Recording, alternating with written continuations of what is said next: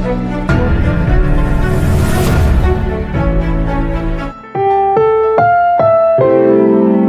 programang ito ay rated SPG. Striktong patnubay at gabay ng magulang ang kailangan. Maaaring may masiselang tema, lengguwahe, karahasan, sexual, horror o droga na hindi angkop.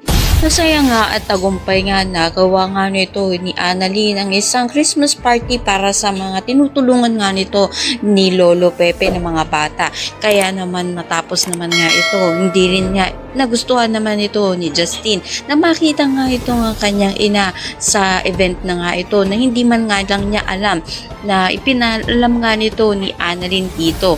Kaya naman sinabi nga nito ni Giselle na aalis na lang siya upang hindi na nga masira pa ang araw nga nito. Subalit nang papaalis na nga ito nga si Giselle kasama nga ito nga si Lynette ay pinigilan niya nga ito, tinawag niya nga ito. Malaking posibilidad nga kaya na ito na nga kaya ang umpisa nito ni Justin upang sa gayon nga bigyan ng pagkakataon itong nga si Giselle na mapatawad nga niya at muli nga sila magkasama na. Sa muli nga kayang pagkikita nga nito ni Justin at si Giselle ang magkasundo na nga kaya sila at mapatawad na nga ng tuluyan nga nito ni Justin itong kanyang ina.